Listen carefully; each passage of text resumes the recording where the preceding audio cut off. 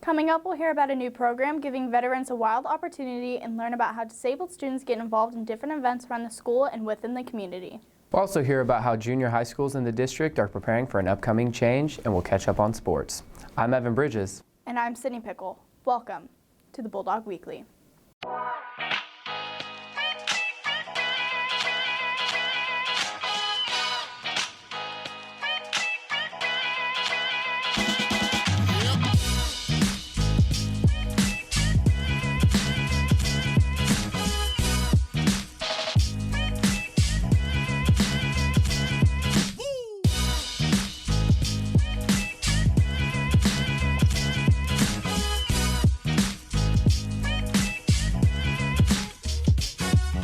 Welcome back to the Bulldog Weekly. Today is December 10th. Thank you for joining us. We've got a great show planned. Let's start off with some local news.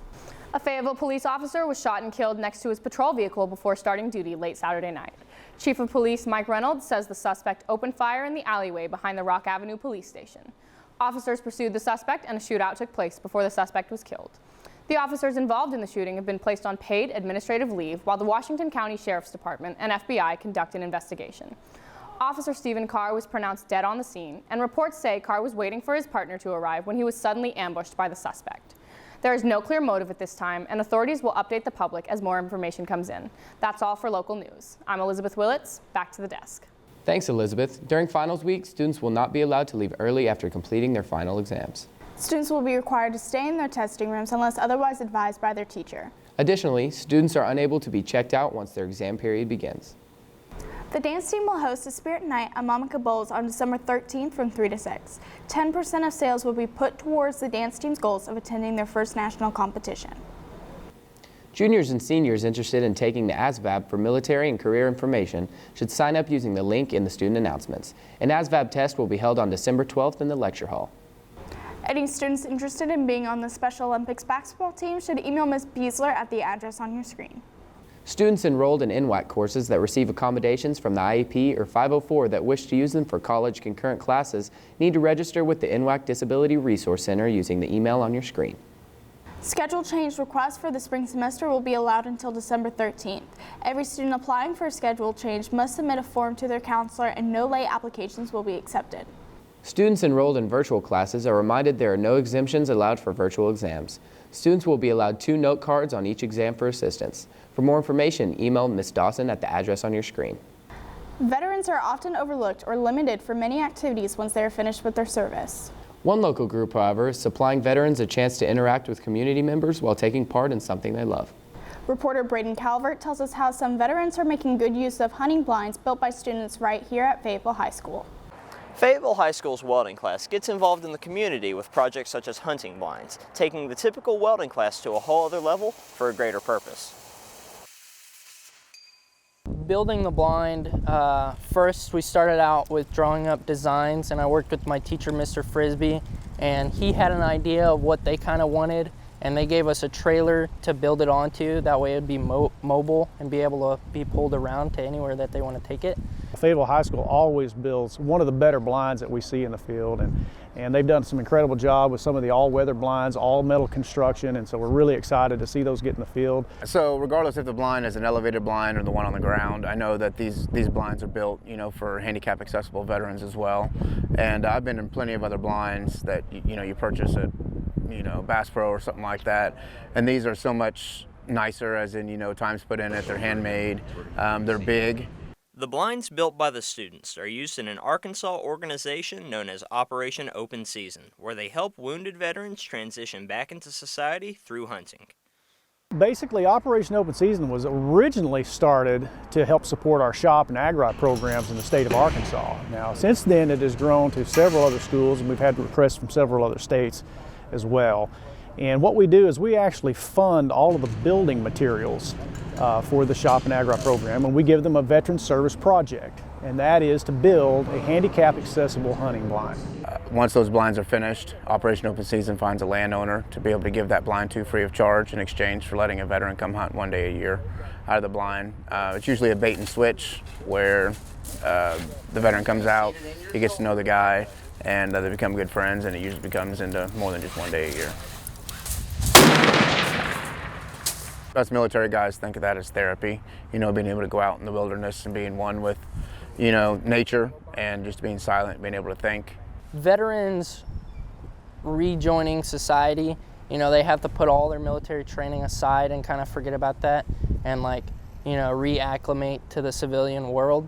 But when they go hunting, they get to, hold a firearm again. Students can play a crucial role in their community when their students contribute to local organizations like Operation Open Season. For FHS TV, I'm Braden Calvert. Thanks, Braden. FHS is hosting a Bulldog giving list this month open to any student, parent, teacher, or club interested in giving to FHS students in need. For more information on how to get involved with the Bulldog giving list, use the link in the student announcements to access the informational flyer. The FHS Register is looking for stories to cover around the school. They release school news, photos, podcasts, and more to the student body. To see more from the FHS Register, use the link on your screen to find their website. All students should be keeping track of their required Naviance assignments during advisory. If not completed, students may lose privileges including extracurricular activities, exemptions, and parking permits. Tickets are still available to the FHS Choir's annual Magical Feast on December 12th, 13th, and 14th. See the link in the student announcements to purchase tickets. FHS Theater is hosting events in the Black Box during A&E today and Thursday, including Mirrors and Hallmark of Horrors. Seating is limited to the first 100 students to sign up on prime time. Disabled students aren't often given the chance to succeed in all of the programs other students get to. However, many Bulldog students are able to take advantage of the programs held here at Fayetteville High. FHS TV reporter Georgia Rowland takes us inside this department and the opportunities they provide to their students. Special education programs at FHS are becoming more modern by having opportunities that cater to any students regardless of their circumstance. They're not learning exactly the same stuff as the rest of their peers throughout the school. We're working on a lot of life skills, a lot of social skills as well. My favorite part of Miss Berg's class, like make a lot of friends and eat in the cafeteria lunches and sit with a lot of other kids to get along with them. These teacher schedules change on a daily basis. Some days may be more eventful while others can be more chaotic, but the opportunities presented in these classes give the students full access to Best Buddies, Special Olympics, and many other clubs. We participate in a lot of different events for the Special Olympics. We've done bowling already this year. There's a group that has done flag football, and we have coming up the basketball event, which is a big deal for the whole entire school, I think, not just for the kids that participate on the team. Special Olympics, it can be fun. Like, you get to hang out with your friends and just people to see you. Bowling, I use the ball and throw it and knock down the bowling pins. I got a lot of scores. I won the third ribbon.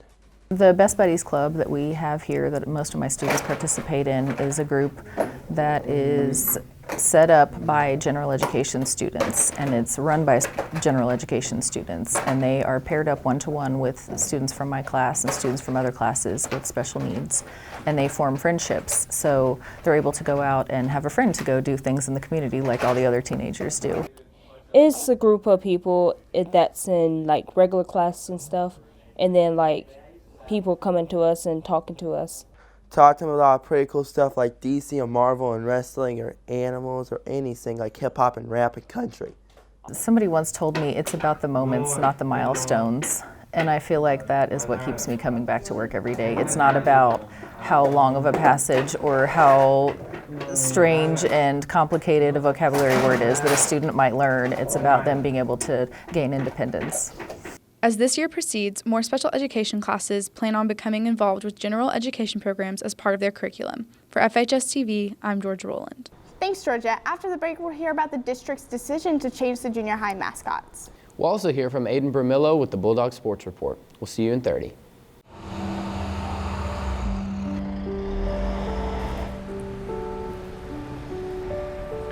Hey, can I sit there?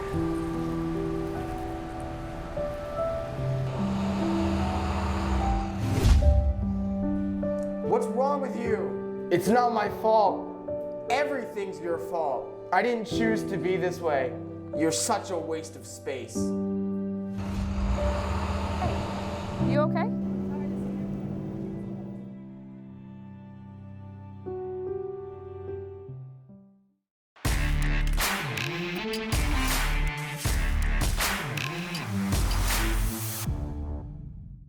Welcome back to the Bulldog Sports Report. As the winter sports schedule is well underway, Many sports are gearing up for the big seasons ahead. Both the boys and girls basketball teams are in the middle of their tournament schedule. The boys team will take part in the Arby's Classic in Tennessee during Christmas break, while the girls team will play in the Naples Holiday Shootout in Florida. Both teams will begin conference play on January 7th. The boys and girls wrestling teams will be at home next Tuesday for a meet against Fort Smith Northside and Southside. That's all for your Bulldog Sports Report. I'm Aiden Vermillo. Back to the desk. Thanks, Aiden. At the beginning of 2018, the Fayetteville School District began working towards changing the mascots at Ramey and Woodland Junior High Schools. The former mascots were found to be outdated, and the need for new names became a top priority. This week, Abby Brandon takes a look at the decisions the school district made and how students are responding to them. Since opening their doors to students, faculty, and families, the Ramey and Woodland Junior High Schools have upheld their Cowboys versus Indians rivalry. The 2021 school year will bring a new era of rivalry between the schools, the Colts and the Red Wolves. I have been at Ramey for 10 years, and I think over the years there has been different conversations at various points about changing the mascot.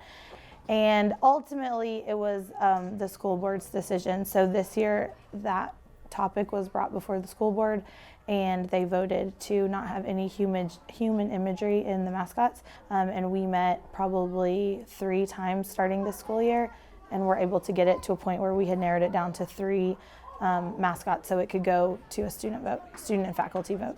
So my job as a 7th grade ambassador was to give a voice for 7th graders, I guess. We got the selection of all the options of what people said. We looked through all of those, chose the ones we all liked, and we all spoke about why we liked those or why we disagreed with others about liking them. Just narrowed it down to some. I kind of just talked to other students to hear their opinions on it. I asked them what do you think of these 3 options? What would you like to vote for? Is there any options or any mascot names or mascot ideas that you'd like to give? Just hear different students' opinions. I think the students in the future will like the change. There's going to be probably some that don't, but I think the majority will, because it's new and exciting, and you should be proud to be whatever your school mascot is. As the year progresses, we will see new images redesigned to fit the mascots, including sports uniforms, logos, and more. For the Bulldog Weekly, I'm Abby Brandon. Back to the desk. Thanks, Abby. That's all we've got for this edition of the Bulldog Weekly. Don't forget to subscribe to our YouTube channel at FHS-TV-Fayetteville High for all new shows and live events. And follow us on our Instagram at FHS Bulldog TV to stay up to date with all the news around the school and in the community. I'm Sydney Pickle. And I'm Evan Bridges. We'll see you next time.